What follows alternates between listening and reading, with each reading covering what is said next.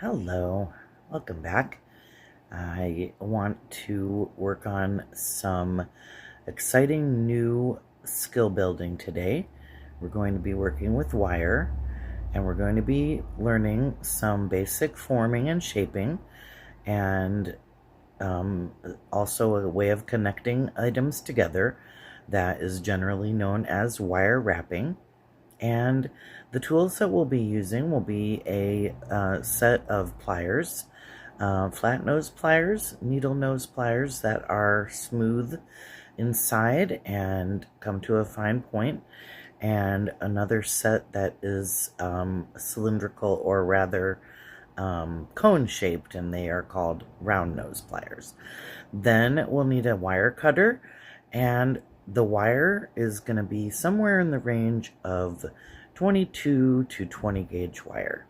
And I like to use copper wire, aluminum, steel, bronze, and also, of course, silver and gold-filled wire. So any kind of wire that you bring with you today, and a set of tools will be used to connect some pieces that we've already made into wearable pieces of wearable art. And also these techniques can be used to make all kinds of things like key rings, any kind of chain, rosaries, and really a pull for a light or a zipper, a strap for a purse or even a garment, anywhere where you need a little extra bling with some metal and beads. And the necklace that I'm wearing today is similar to ones that we've worked on in our tutorial about making more advanced resin pendants. And you can also, I don't know if you can see that I've also made a pair of earrings out of some cute lightning bolts that I made in a different mold. The earrings and necklace are connected together using another wire finding that is frequently used called jump rings. In case you've ever heard or seen jump rings talked about and you are like, oh, what the heck is a jump ring? If you already know, then bear with me, because we have to be very, very open and kind to the very beginners. And beginners to advanced are always welcome here. So come and learn how to open and close jump rings, connect things together with wire, get creative using some techniques, and build up the strength in your hands so that you can create what's in your mind's eye when you want to. And again, if you haven't already, please subscribe, please like and share, and please comment. We would love to hear from you. I would love to hear from you, and we can talk about what you're working on, what's going well, what's challenging, and how to break past those challenges. We're here about fun, relaxation, and empowerment, and learning skills that can help keep us alive and passionate for many, many years to come. Hello there. I have decided to place a piece of my jewelry here on my table, the art jewelry that I have made, a piece that I've created in the last year or two. And there's a lot going on with this piece of jewelry. But I really wanted to share this piece because it is created using a lot of the techniques that we are going to talk about today. And as you can see, let's talk about jewelry basics a little bit here, and a couple of concepts. So the pieces of material that are used for things like connecting bits and pieces of jewelry together, like a clasp, like a head pin or an ear wire, and those types of things are known in the jewelry designing world as findings. And so if you can see here, I have created some findings that are made with spirals, and they're made using wire, various sizes of wire. That'll be something that I show you in a later lesson. But I did want to point out the connections of these resin pieces to the actual necklace itself. You know, where I'm using these spirals, that's one way of connecting them. And this way of connecting them is another way, which is called wire wrapping, where a piece of wire is looped through the object, wrapped around itself, and it forms a closed loop that is must be cut open or, you know, unraveled and damaged in order to get open. And all of these little chains here made with beads were made using this technique, and including the chain in the back at the neck area, which obviously goes to this clasp. And the clasp is a handmade one that I've created. And like I mentioned in the intro, this is not a reinvention of the wheel. This is a technique that is ancient. It's been used since time immemorial.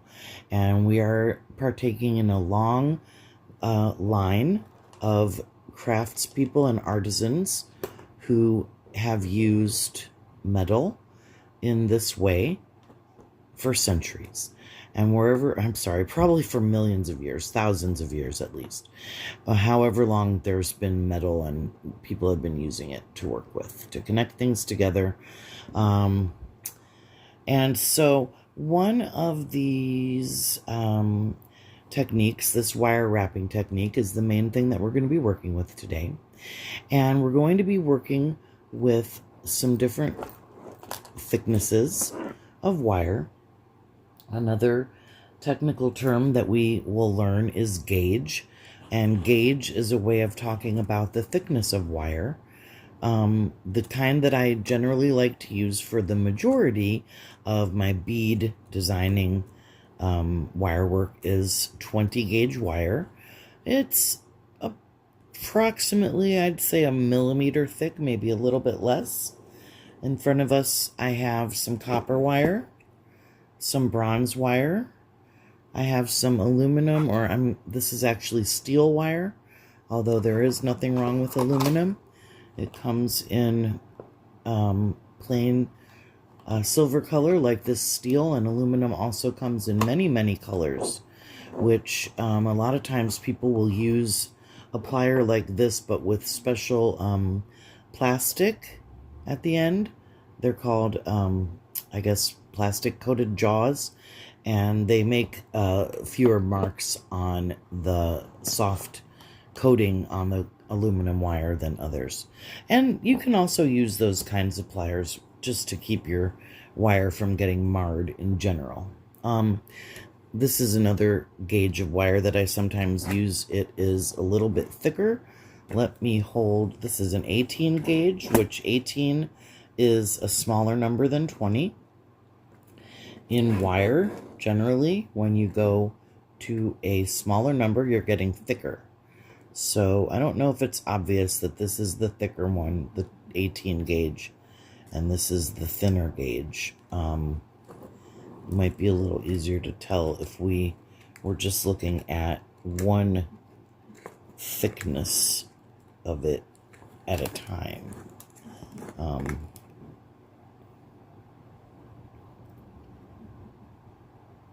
Thicker 18, thinner 20. They're very similar. So you'll notice that when you start working with beads, you will get beads from various sources and beads made of various materials.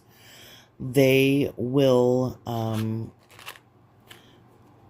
obviously have holes in them, and the holes is where the different thicknesses of wire comes into play for the purposes of bead stringing. Now, there's a lot of different things you can use wire for. Not always going to be making jewelry. You're not always going to be stringing beads. You might be just wrapping the wire around something instead. And those different thicknesses of wire come into play when you are thinking about your design, when you're thinking about the longevity of the piece that you're making. the sturdiness, the stableness. Obviously, you're going to want to always use the best quality materials that you can afford. And that being said, there are affordable tools and beads and materials at every level of budget. So whatever your budget level is, do your best to source high quality materials within that budget. And I'm sure you'll remember, if you've seen some of our other videos, that the tutorials I've done with you before, and if not, you can check them out. We have created these cute little leaf-shaped, sometimes I call them beads, mistakenly, but they are actually two-holed jewelry connectors. And I'm sorry if my hand was in the way there. We've created these little leaf shapes. I have 7 here right now. I generally like to put odd numbers of things in my jewelry. I don't know if that's something that you've heard too, that odd numbers can be very eye-catching and very nice looking in a sort of balanced sort of way. And the cool thing about using an odd number in a bracelet is that we are going to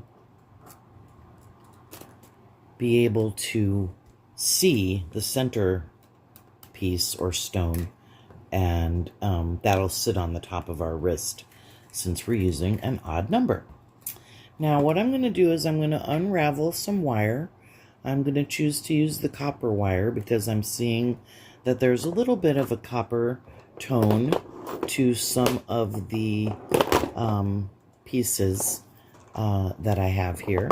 I've chosen a commercially produced lobster claw clasp finding for one end, and for the other end I'm going to make a circle for this to connect to using the technique that we're talking about today. I'm going to take my flush cut wire cutters and I'm going to cut a length of wire from my spool of 20 gauge copper wire, and then I'm going to estimate, and I do a lot of eyeballing and estimating and guesstimating, but if you want to, you are very welcome to use rulers and things like that.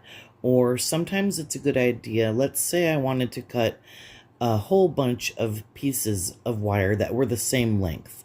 Now what we're going to be doing is I'm going to use this as a pointer. We're going to cut a piece of wire and we're going to connect it to this clasp, and we're going to connect it to, let me move my camera over just a little tiny bit. Let me move these beads a little bit too. I want you guys to see everything. So we're going to be connecting these beads together, or these two-hole jewelry connectors or spacer beads. We're going to be connecting these components that we made in our resin mold using resin, using recycled packaging from plastic packaging, and we've also used the packaging to create the backing of these beads, which is a pretty silver tone. And we're going to be connecting it with wire, like I said, to this clasp. We're going to connect the first piece of wire to both the clasp and the first hole in the first bead. Then that piece of wire is going to also have a bead on it. So what I'm going to do is I'm going to get a couple of beads and I'm going to start showing you this technique. For the purposes of this bracelet, I'm going to remove a couple of these pieces because I'm realizing that with beads in between each of these components, which I'm going to be using, there's going to be less space for the jewelry components. So one of these days I will go into very great detail about how we decide to make the length of our bracelet. But for this example, and you won't be able to see the entirety of this ruler, but I'm going to try to get this bracelet to be approximately 8 inches, okay? So we have our 1 over here, and we have our 8 over here, all right? So when I have I'm going to leave a little bit of room at this end, because at this end, we need to have the little loop that's going to connect to our clasp finding. So I'm going to have a bead or a component at approximately every other inch or so, maybe that far apart, about 1.5 inches. So at that rate, if I keep going to, let's say I have it at 1, I have it at 2.5, I'm going to have it at 4, then I'll have it at 5.5, and then I'll have another one at 7. Okay, so that gives me space for 5 of these pieces, and then at 8 will be my clasp. Okay, and so I'm leaving space in between. That space is going to be taken up by a bead. And let me just adjust my camera back again. Let me just get my beads together because I forgot to grab them, but I have them nearby. Okay, one moment, please. All right, I have placed some silver colored glass beads with a slight hint of luster to them, and also a smaller shaped green bead that I'm going to use at either end. And one of the things I want to talk about when you are starting out, as we've mentioned before, in any kind of art activity, you're going to be having to put some of your budget towards materials, tools and materials. Now, as you've noticed, we've done one class prior to this, learning about how to connect these same type of pieces together, but not using wire like we're going to be today, using what we were calling jump rings. Those are another type of finding that we've learned about in our last couple of tutorials ago. And as I'm talking to you, I'm going to be cutting about some 3-inch to 4 to 5-inch pieces of wire. You might want to cut them a little longer to begin with because, you know, wire, especially things like copper wire or steel, aluminum, they're pretty budget friendly. And similar to when you're learning how to embroider or sew, you want to really not skimp on the thread, on the wire. These things are, like I said, not very expensive, and they, I'm kind of conscious that this might be a little blurry, and I really want it to be in focus for you guys. So, go ahead and cut about 7 to 9 pieces of wire, approximately 5 inches long. And if you wanted to make this easier for yourself, you could take a piece of tape 5 inches long, tape it along your table somewhere out of the way, and you can hold your wire up to that tape, and you'll get a nice consistent length all the time. And this is until you become a little more expert and used to cutting. You'll gain muscle memory, and you'll start being able to like eyeball things more often. Or maybe you won't. Maybe you'll be constantly measuring, and that's fine too. There's absolutely nothing wrong with everybody's way of learning. And that's another thing about learning. the way we're going to be doing it, hopefully, that you'll be joining me for through these months and years that we're going to be working together. It's a concept that I love. It's called spiral learning. And spiral learning talks about revisiting concepts that we've learned once before to learn them again. And we're going to be coming back to this many, many times. When I first learned how to do the next technique I'm going to show you, which is what we're going to be doing is we're going to be having a bead will be in the center of this wire, and at either end of the bead will be a loop. We're going to create the loop, and it's going to be with this green bead right here.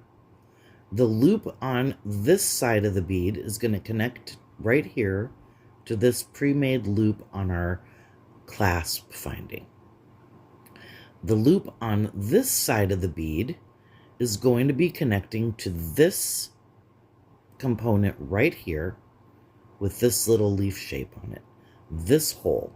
So what you want to do is you want to make sure that your loop that you make is the proper size and shape. It's going to be round, okay? So that's the proper shape. The size is where this tool comes in. When you're using this tool, you're going to be wrapping the wire around it. If you wrap the wire around it at the tip, you're going to be wrapping your wire around a very skinny piece of material. If you wrap your wire, the farther back you go, all the way down to the base, the thicker or wider the diameter of your circle that you make is going to be, of your loop. So when I first started learning this, it was suggested that this tool, the first thing we're going to do is we're going to be placing a bend of about 90-degree angle into this wire. And it was suggested to use this flat nose plier for that. And as you'll notice, when we do this technique, we are going to be putting down and picking up our tool a lot. So I personally enjoy using my round nose pliers to do the 90-degree bend. Where your bead is going to go is in the center, and the center of this wire is approximately here. So I'm going to make my loop pretty close to that area, and that gives me quite a bit of wire to make my loop with, which, as we remember, needs to be big enough to go around this piece right here, but also not that big because we want it to be in line with the design that we're trying to make.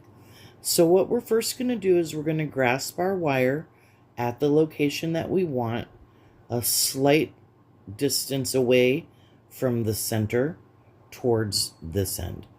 And this is my dominant hand, my right hand. I'm holding my tool in my dominant hand.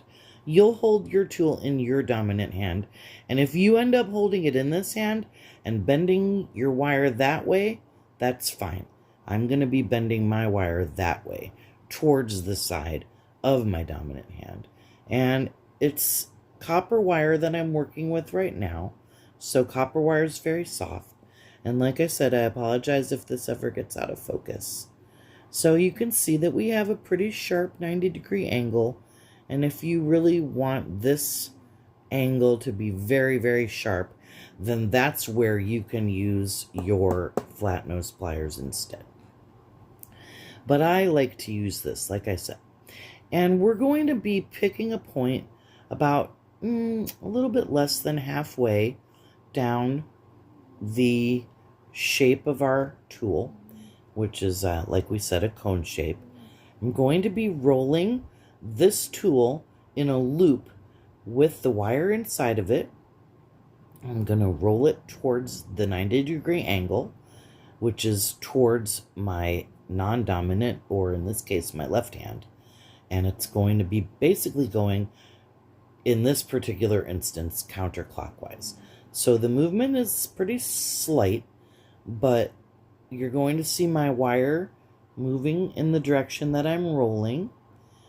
And I've now created about a semicircle.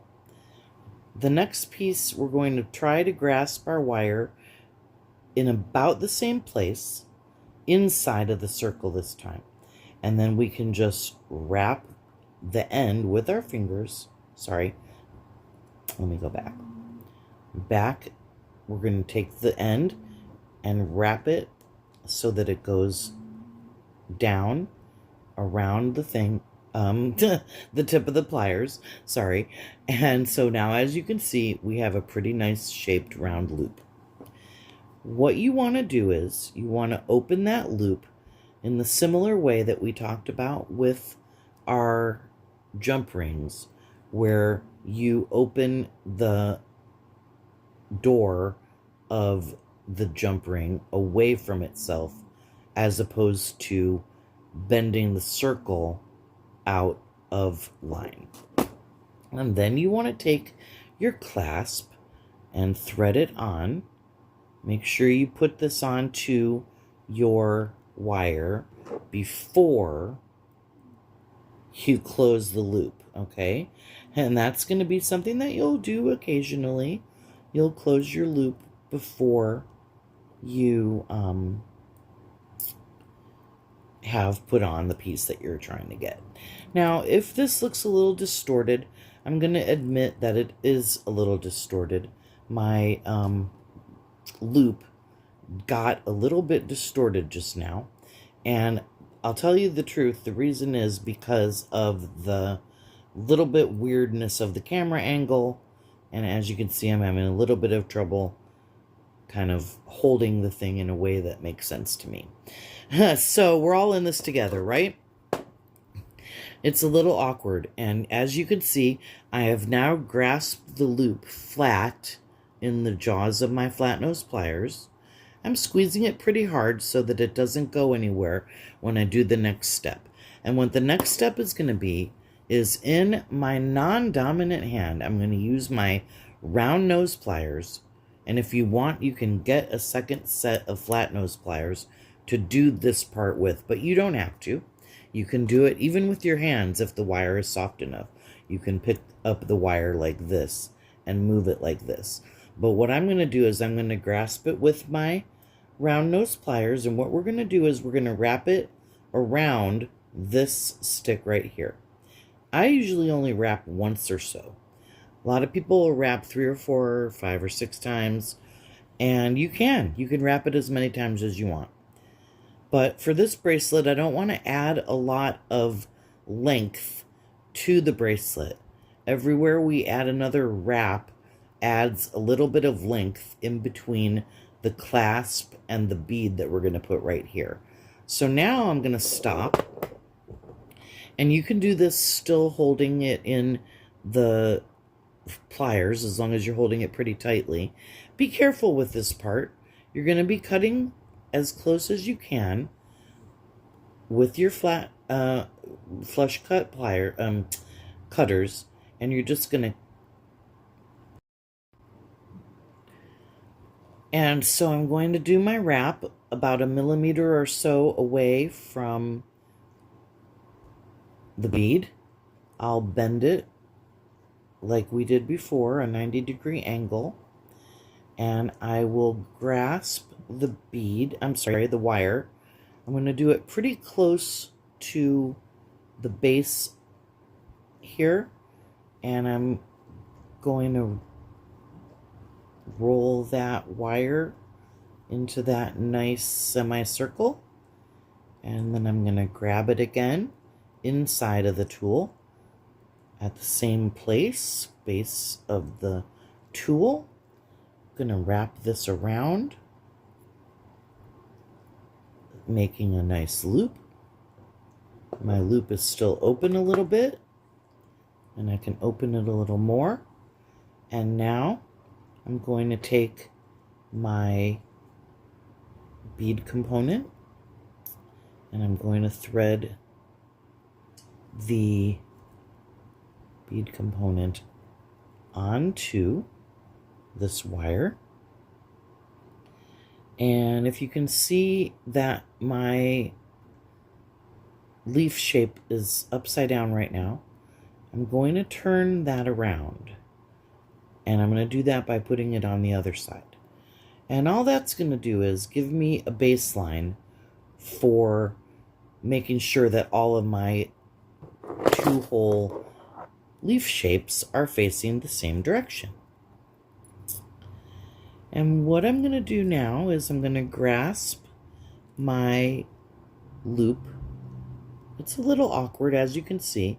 You're going to be grasping your loop in the jaws of the pliers.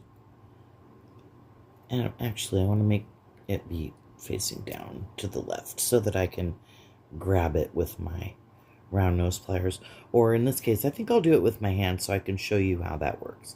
You're going to be doing your wrap simply by taking the end of your wire and wrapping it around the wire coming out of the bead until it is all the way around one complete revolution.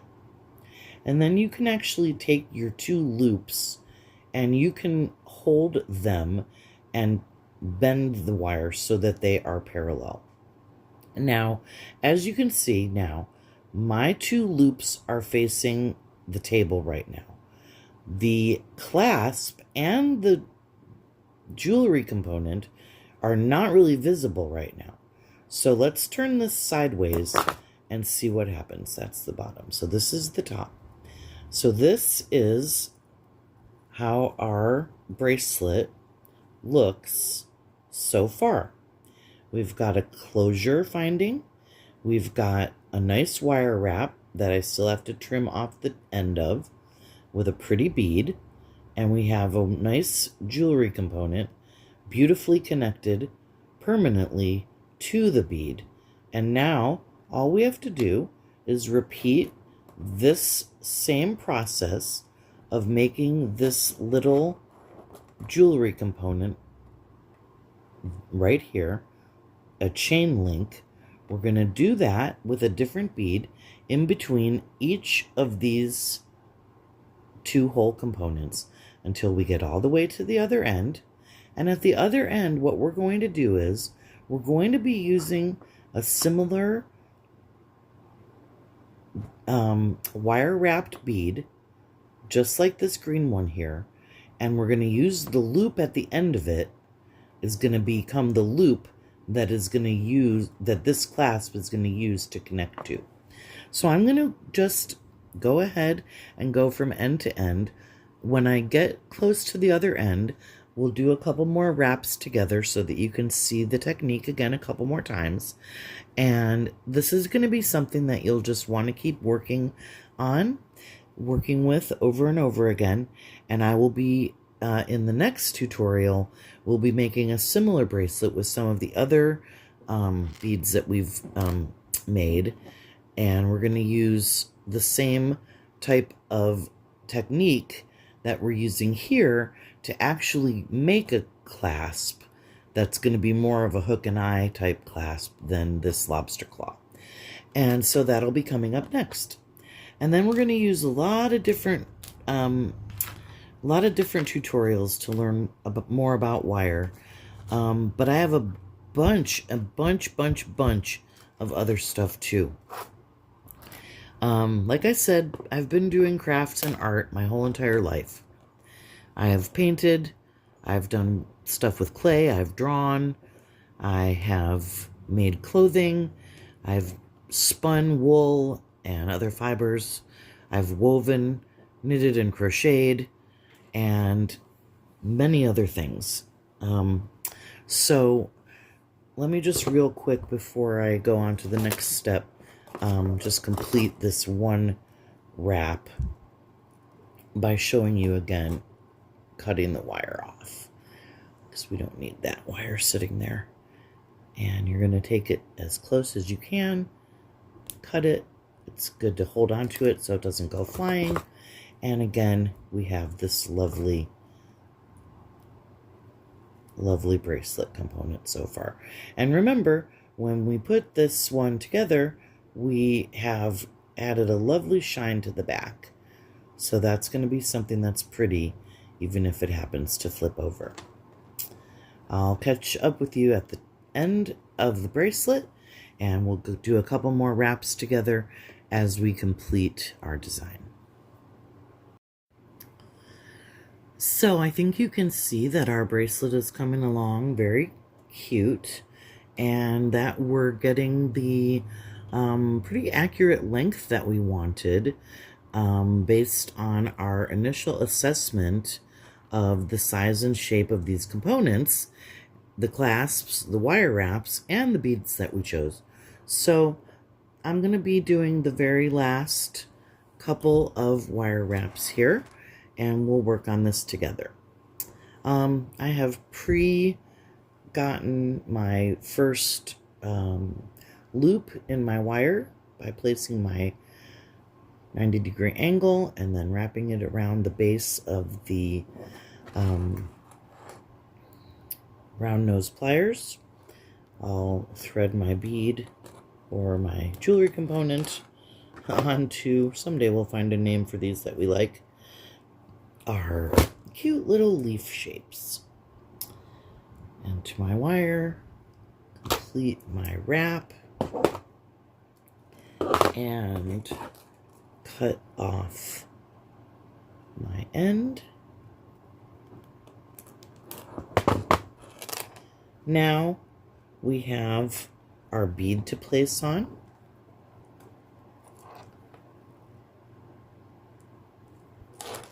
We'll take our round nose pliers and we will make our 90-degree angle a slight amount away from our bead. We will grasp our wire and turn it into our first half of our loop.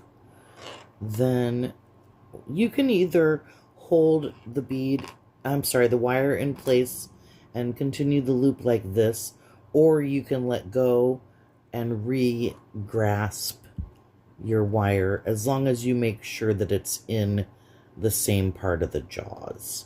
Okay, and so anything you can do to make your work a little more easy, a little more efficient, and just trying to show you how I make sure that the bead or jewelry component, the leaf shape, is going in the same direction. You can just try stringing it on, and we can see that I've strung it on correctly because our leaves are both facing in the same direction. And we will grasp our loop in our flat nose pliers.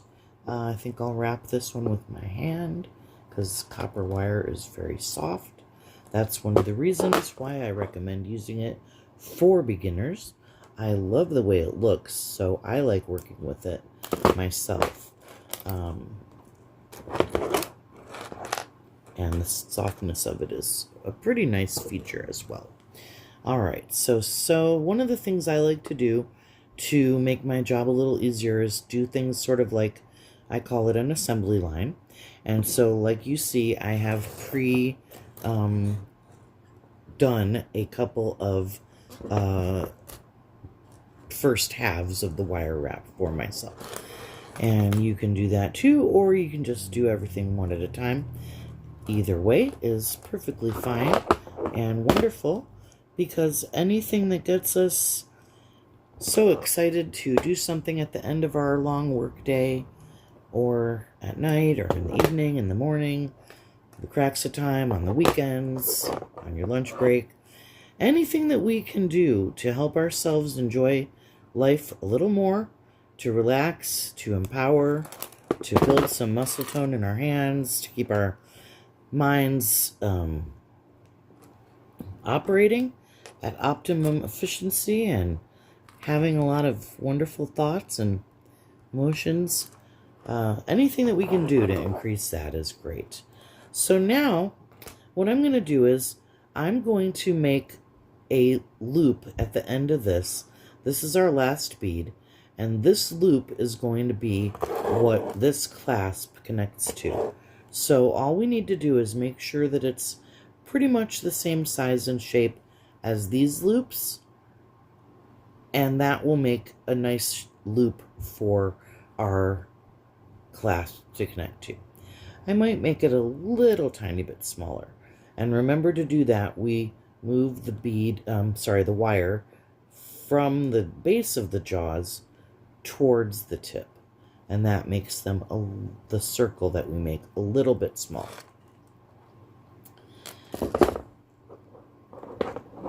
And for this one, we don't need to connect anything to it except for our clasp when we're done,